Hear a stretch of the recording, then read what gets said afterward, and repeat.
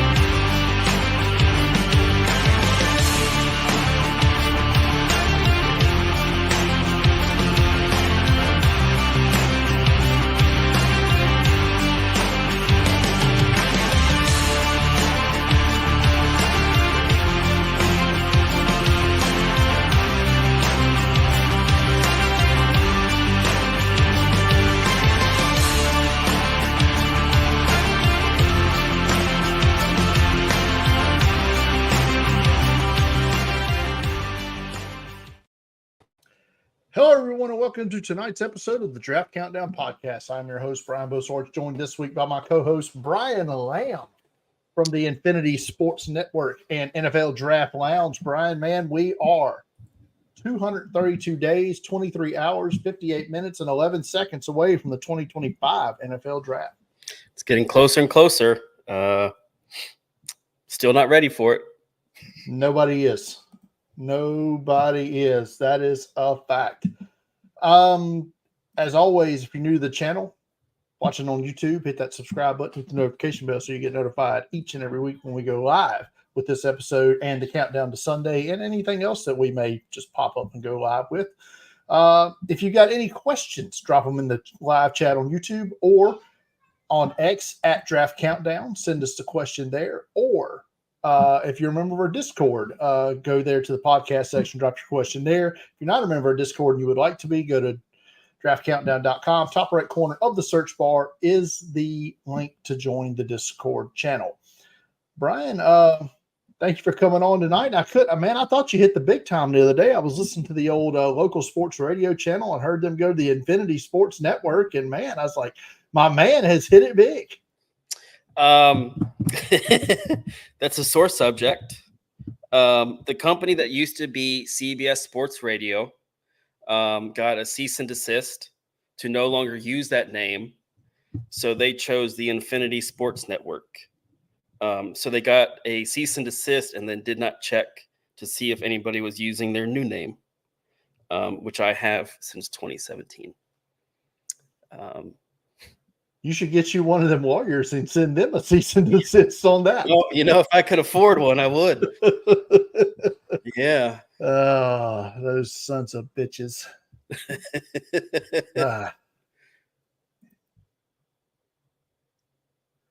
Tommy in the chat wanting to wish the Bengals good luck this year. I don't think as a Steelers fan he means it, but I appreciate the sentiment. And Brian, well, I talked about it in the ad there opened. Week one, we had some big games this week with some big-time performances. Maybe none bigger than the one on Thursday night. And Travis Hunter, is he a cornerback? Is he a wide receiver? Is he both? I don't know. He plays both at Colorado. He played all but 2 snaps the other night. Dominant on both sides of the ball, but really dominant as a wide receiver, where he had 3 touchdown receptions on, was it 7 catches for, I don't know, 7 balls for 132 yards, 3 scores in that win. So I'm going to ask you right out. I mean, at the NFL level, where does he play? Well, I think he can play both. Certainly he's not going to play every down like he did, I think, for most of that game on Thursday night. I really don't think that they were taking him out. At least up until late, they hadn't taken him out. So I don't think he's going to play every down in the NFL. But I mean, if you look at the way that he's playing on both sides of the ball, Brian, I think he can play both. Like, I mean, he's a heck of a corner. He's a heck of a wide receiver. I think he's in the top 25 discussion in both positions right now, coming out. No, I agree. I think he's going to be a top 5 draft pick next year, almost assuredly at this point, barring some sort of injury that keeps him out. But man, it's I don't know. Maybe I guess it depends on the team that drafts him, how they view it as well. But it's like from a financial point of view, I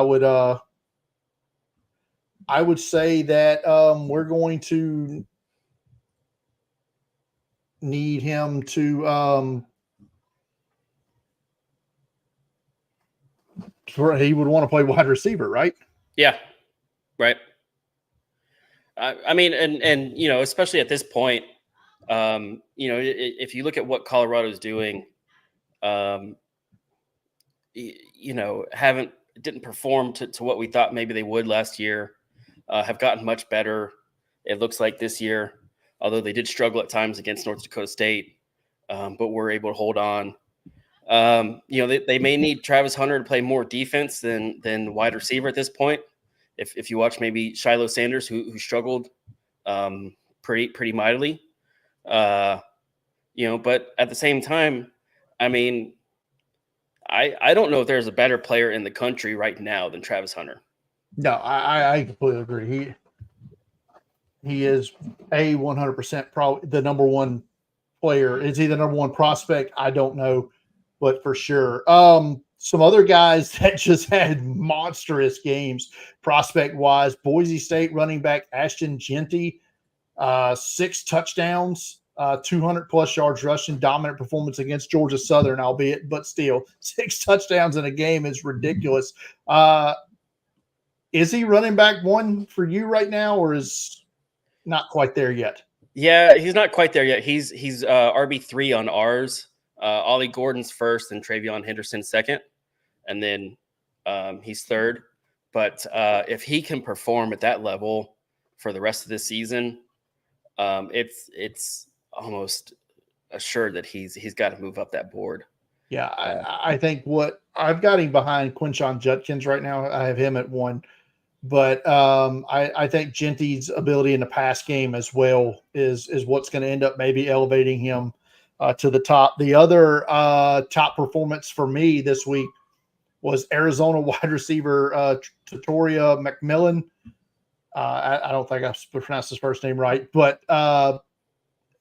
he went off 10 catches for 300 plus yards against New Mexico in that win the other day, and 4 touchdowns. Second most receiving yards in a game in Big 12 history, which is odd to say Arizona in the Big 12, but we're also getting used to that. But McMillan, man, he is wide receiver 1 for me. Yeah, he's third on our board. I've got Luther Burden the third first, and then Emeka Egbuka second. Then McMillan third, Antoine Wells, and then CJ Daniels rounding out the top 5 wide receiver.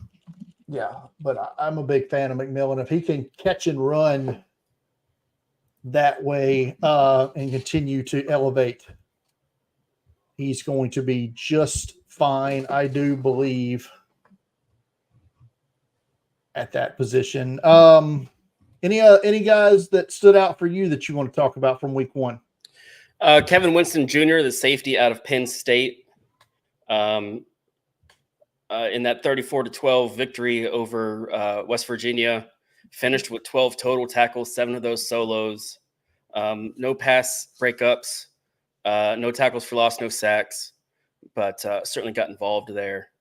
And going off of that, I don't know if there were top performers, but also there were some guys that just I thought would really elevate and just didn't past week. One of those being Donovan Smith out of Houston.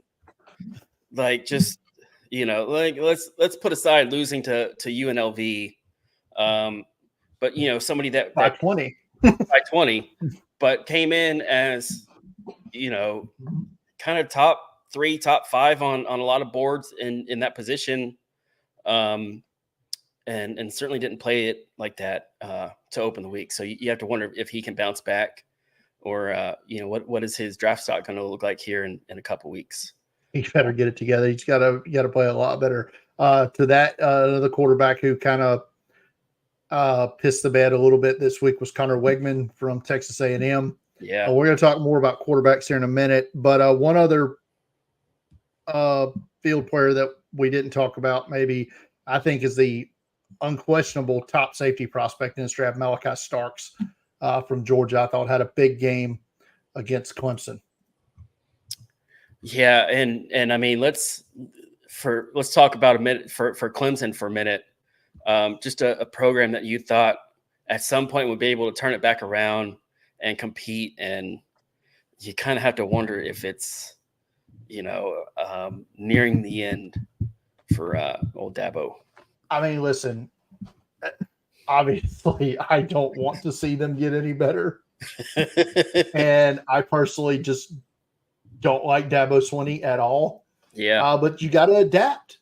I'm sorry, you just do. And he refuses to adapt to 2024 college football. So, you have guys transfer out, you don't replace those guys with transfers in and hope. And then you're obviously not developing the talent at the hit rate that you were. You're falling behind. And fortunately for them, I would say it doesn't look like the rest of the ACC, outside of 1 week performance from Miami. It doesn't look like the rest of the ACC is ready to keep going. Virginia Tech, horrible Saturday loss to Vanderbilt. Florida State. Don't sell Boston College short. I'm gonna okay. Florida State, bad 2 weeks. I don't know. ACC is it's funny right now, to the point that I think Syracuse could actually make a little noise now. I mean, you go back and look at the Seminoles. Obviously, DJ Uiagalelei's just not the answer there at quarterback, and I don't know if they have the answer on the roster. You have to wonder what happens there. I mean, they mentioned, ESPN mentioned it last night, that if they were going to lose to Boston College, they had a 1% shot of making it into the playoffs this year. Florida State did. So now looking at what they've looked like the last 2 weeks, I find it really unlikely that they're going to make it into the playoffs. So that's another program that you kind of have to wonder, is Mike Norvell the answer there, or is he holding that program back a little bit? I just think he made a bad decision in the portal, so to speak, with his quarterback choice. Maybe they should have pursued Cam Ward a little bit harder. Maybe they should have asked anybody else in the country what quarterback they should have gone after. Maybe. But obviously DJ Uiagalelei is not the answer. No, I'm not going to fault. The man was one injury away from being in the playoff last year, and I had an undefeated team. I'm not running him out of town yet, but it's not the best start for sure for Florida State. All right, Brian, let's run through our top 5 quarterbacks for the 2025 draft. As of today, this is obviously going to change many, many times between now and draft day. But I'll start at number 1 for myself, and I'm not married to this, but it's kind of a placeholder right now. It's Carson Beck of Georgia. I'm with you there. I've gone back and forth between Carson Beck and Shedeur Sanders. It's really like they're not the same player. Obviously, they're much different. But if you look at them, I think that they both play at a very high level. And my grades were 0.03 difference between the two, with Beck just slightly higher than Sanders there. Yeah, I mean, Beck has the prototypical size. He reads defenses well. He doesn't move the pocket maybe as well as he needs to. Doesn't create as much, but he doesn't really have to either, because I would dare say everybody on his offensive line is going to play in the NFL. Yep. So we can't say that about almost anybody else on that we're going to talk about tonight, especially who I presume now to be your number 2 guy, Shadur Sanders.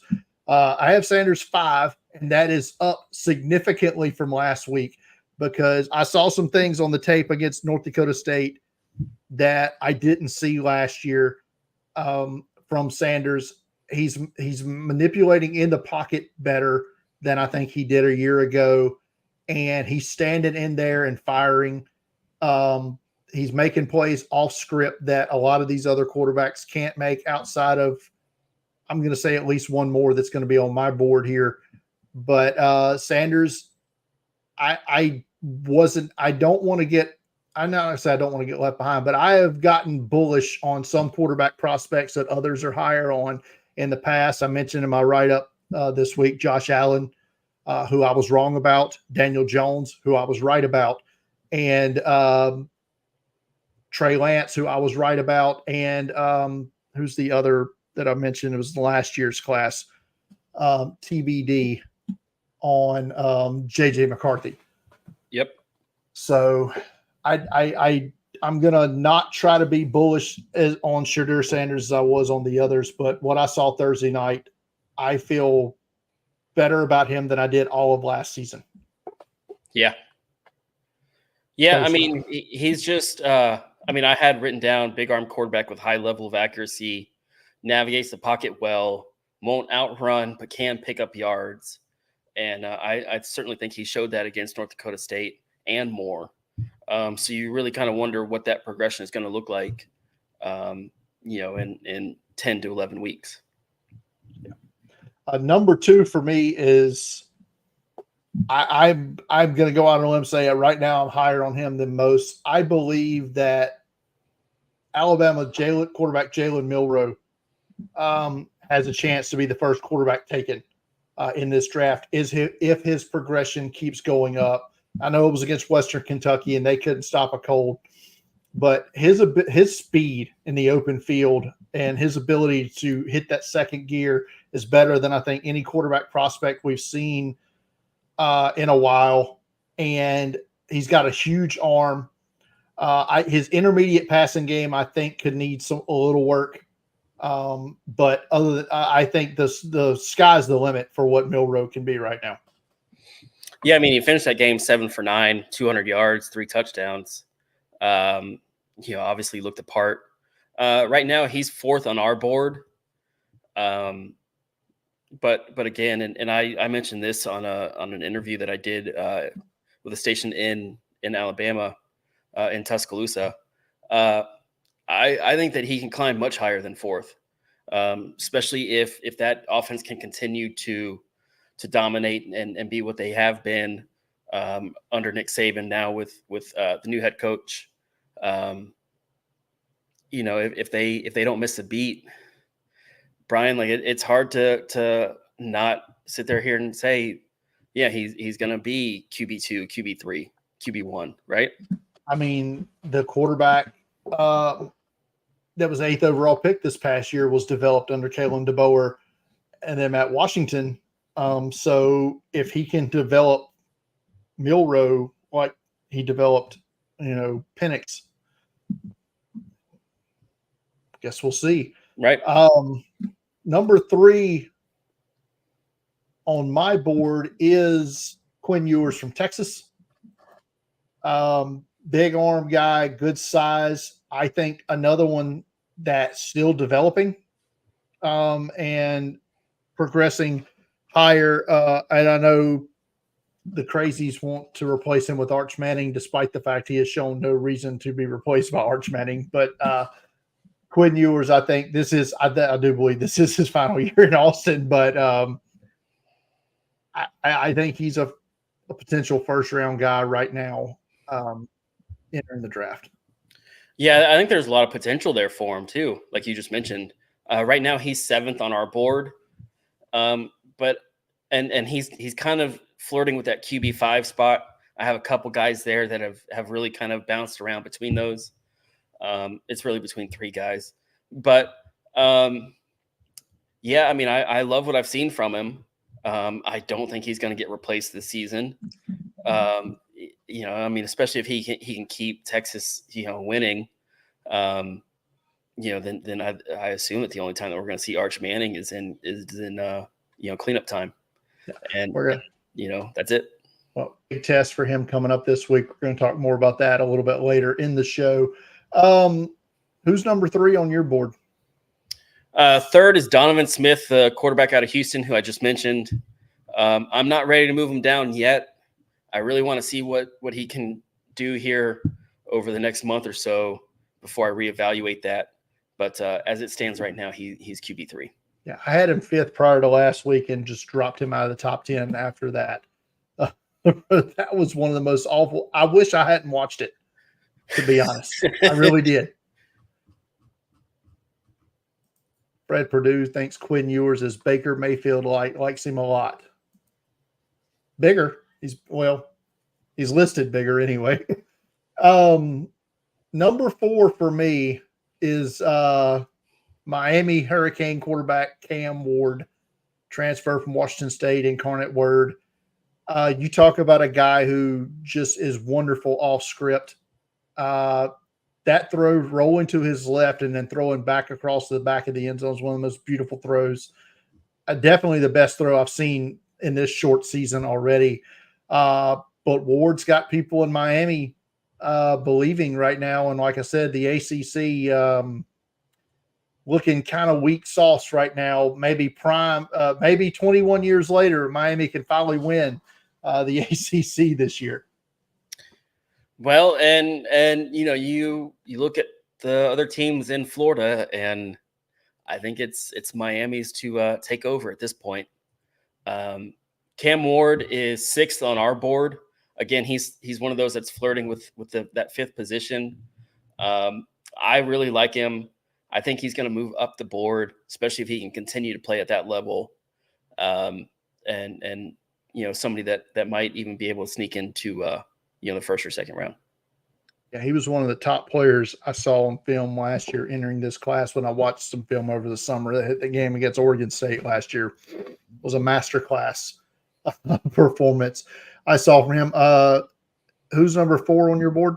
Have we already talked about him? 4th is Milroe. Yeah. Okay, Milroe, yeah. And 5 was Sanders for me, and you mentioned 5 was it's Connor Wegman. Okay. Yeah. So talk about Connor Wegman and what do you see that we obviously didn't see Saturday night against Notre Dame? Well, he played the whole game, so he deserves some credit there, given that he's missed a lot of time, including all but 4 last year. But I think he's a strong arm gunslinger, willing to take shots downfield. His accuracy is inconsistent, but he's also like a sneaky, quick kind of player. Should run a 40 time in like the 4.65 range, which is going to be quicker than both Carson Beck and Shadur Sanders, and even quicker than Cam Ward. But somebody who I think if they're looking at A&M and if they can compete in the SEC this year, it's going to be due to Wegman. I agree. Some other guys just off my list as of right now: Riley Leonard at Notre Dame, the Duke transfer, coming in at 6th on my board. Jackson Dart at Ole Miss, just off the board. And insert Shaq meme here. I'm sorry I was unfamiliar with your game. Southern Cal quarterback Miller Moss and LSU's Garrett Nussmeier, just based on that game Sunday night. Those were some pay attention to me performances. They were, and you go back and look at that USC quarterback, and he stuck there, right? Yeah, didn't transfer, waited his time, and it certainly paid off for him. Rounding out my top 10 at 8, Wegman 5, Cam Ward 6, Quinn Ewers 7, Jackson Dart 8, Caden Salter out of Liberty 9, and then Jalen Daniels, quarterback out of Kansas, at 10. Yeah, 10 for me is Noah Fafita from Arizona. Yeah. So that is the quarterbacks, our top quarterbacks as of right now to watch. Man, may get into some running backs next week, and this is one of the better running back classes I think we're going to see for a while, just based off what I've seen so far. But week 2 is coming up, and I mentioned earlier there is some high quality games to watch this week, and we're going to start with 2 games at noon Eastern, 11 a.m. Central, if you will. On ESPN, we're going to get, ABC, we're going to get Arkansas at Oklahoma State. Sneaky good game. Arkansas with the conquering hero returning, Bobby Petrino, an offensive coordinator. Motorcycle may not be included here, but he got a big-time performance out of Talon Green, the quarterback transfer from Boise State. 6'6", huge guy. I mean, I don't think they played anybody this past week, but of note. But they scored a lot of points, and Green was a big part of that. But they've also got a stud edge rusher there in Landon Jackson, 6'7", 282, and several other players that I think are going to get drafted on their roster as well. Oklahoma State, obviously led by Ollie Gordon, their running back, who I think you mentioned was your RB1 right now. So some good players here in this game. Yeah, you really have to wonder about Arkansas. Is that seat's got to be heating up for Sam Pittman, the head coach at Arkansas. Petrino coming in, you have to wonder kind of what that looks like. The speculation was, did he hire his replacement? Right. We'll see. Yes. But that game is at noon on ABC. Over on Big Noon Kickoff on Fox is the game we touched on earlier for Quinn Ewers. They are going on the road to the Big House, playing at Michigan. This is, I would dare say, the game of the week, right? Yes. Michigan coming off a national championship. I would say not as loaded with talent as they were a year ago, but still good. Took them a while to put Fresno State away Saturday night. Texas had no issues putting Colorado State away early and often. We mentioned Quinn Ewers, but their receiver Isaiah Bond, I think, is going to be a first-round pick, the Alabama transfer. He's super fast and just gets open quickly.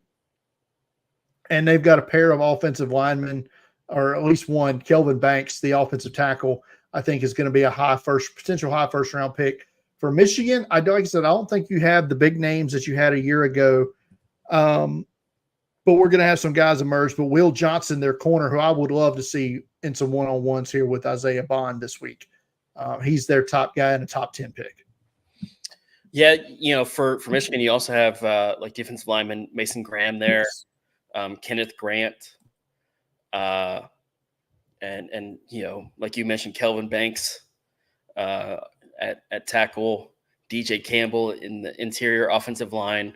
Kind of seeing those 4 match up and seeing what which team can establish the and take over the line of scrimmage there.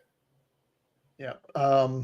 And safety transfer for Texas, Andrew McCaba coming over from Clemson, I thought was a good get for them. And at tight end for Michigan, Colson Loveland in that competition to be the first tight end off the board this year. Good game. Definitely the best matchup of the week. 2:30 kickoff on ESPN2, Cal at Auburn. And this game is notable to me for non-prospect reasons. But I have a friend who was picking between, he's an Auburn fan, and was going to go to the Alabama A&M game last week or the Cal game this week. Tickets for the Alabama A&M game were $80 a piece. In the same section, he got 6 tickets for the Cal game at $20 a piece.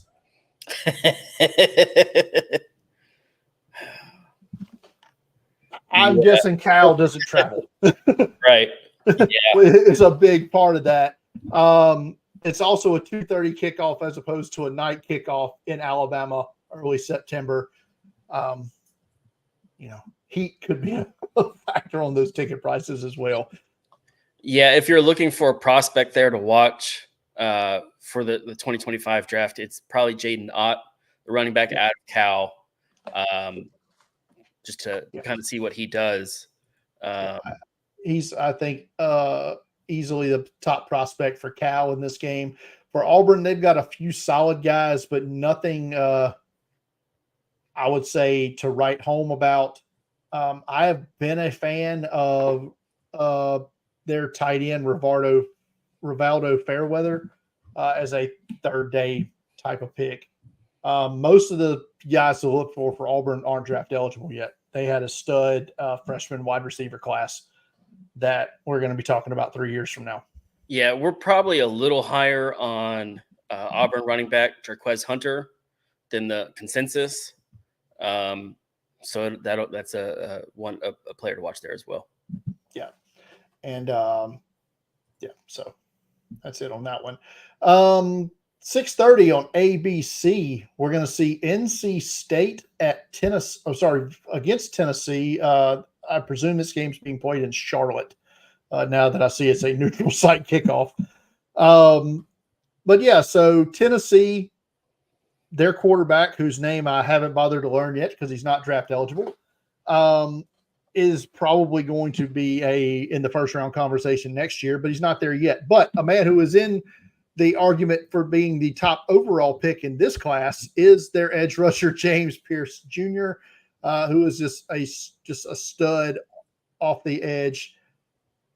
Tennessee also has several players we're going to talk about later. For NC State, they've got a couple of solid prospects. I thought Anthony Belton was a higher prospect last year. He comes back for a 7th season at NC State. Davin Vann, their interior defensive lineman, also is good. And I feel like we've been talking about Grayson McCall for a while. I don't think he's a prospect.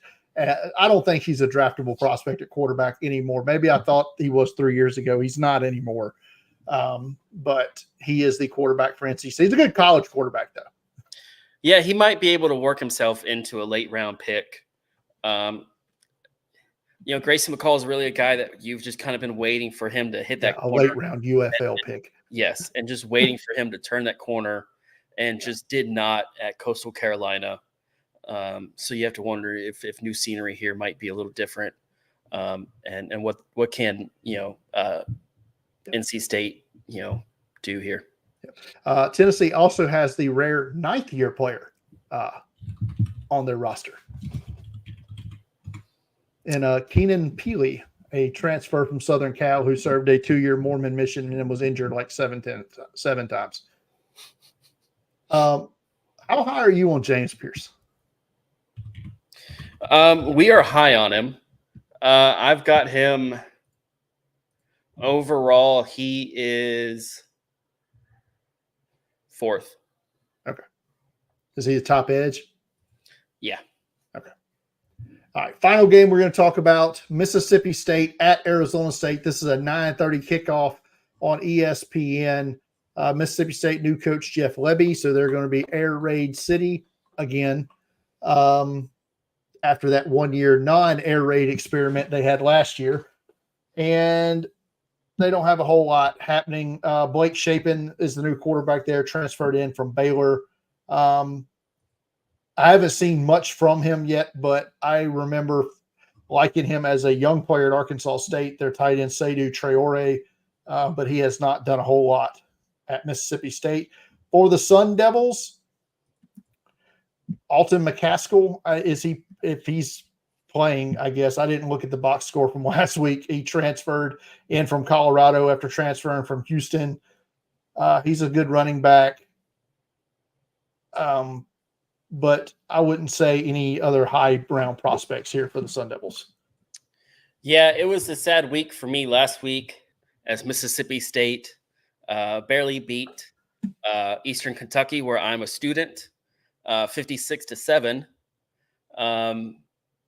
But yeah, you just kind of had to wonder, what is Mississippi State going to look like this year?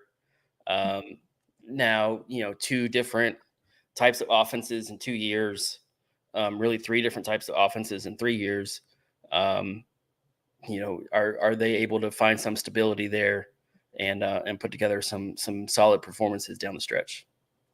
Yep, your Colonels didn't put up much of a fight this week. It doesn't look like. It was close. Yep. All right. So let's quickly get to what may be my final lock of the week. If I don't hit this week, Brian, I'm done. I'm cutting it off. No more. 0-2. But my lock of the week this week, for those of you who want to fade me, I'm taking Texas State as a 2.5-point favorite at home against UTSA. GJ Kinney and their offense, I feel like they're more than 3 points better than the Roadrunners right now. So give me the Bobcats of Texas State as the lock of the week. Yeah, I have not. Oh, I'm sorry. Here are the spreads. I'm going to take Charlotte. That spread favors North Carolina by 22.5. I'm going to say Charlotte's going to be able to keep that somewhat close. Obviously, UNC has a new quarterback here this week with the leg injury to their previous quarterback. So it may be a little bit little rust. Maybe. Yeah. That's the dream. So hopefully they can get 22.5 for the 49ers there. I like it. All right. So we had a couple of questions in the chat. One, maybe, Brian, you can answer because I am not familiar on the Western Carolina running back that transferred to Pitt, Desmond Reed, a 5'8", 175-pound third-year player. Any thoughts on him? Have not looked him up, but was able to put up a strong performance last week in a game that I cannot find, but finished with 14 carries for 145 yards with a touchdown. Averaged almost 10.5 yards per carry. Granted, it's against Kent State, but we'll see that real matchup here over the next couple of weeks with Cincinnati and West Virginia. A good performance that bears monitoring. Yes. All right. Cody Santiago in the Facebook, watching live on Facebook, asks, who is the best left tackle in this class? His poor Patriots need one. It's probably a guy that we saw play last week, Will Campbell, the left tackle out of LSU, or somebody that we've mentioned tonight, Kelvin Banks. Yeah, I'm with you on there. I think it's Will Campbell from LSU right now, but I think there's a handful of guys who bear monitoring. Wyatt Millum, West Virginia, Drew Shelton, Penn State, a couple other guys to bear witness there. And but your Patriots are probably going to be drafting high, so you got that to look forward to. All right. Brian, any other thoughts tonight before we wrap it up? As I mentioned, up and down performances last week, kind of looking to some of those teams to see if they can right the ship this week. And what can they do, next week? Florida State kind of gets a little bit of a break. Well, they don't play next week. No, they played Memphis in their next game, so they better figure it out. Yeah. And you know what? Maybe that bye week kind of helps them quite a bit. Get Brock Glenn some reps. Like something. I don't know. Maybe we don't hit the panic button yet. Obviously, they went to Dublin to play Georgia Tech, come back from there with the matchup against Boston College.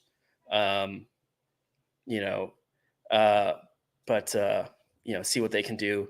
And another team is Clemson with this matchup this week against App State.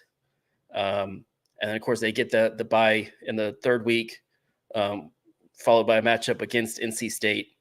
So they're going to have to figure things out there too. Yeah.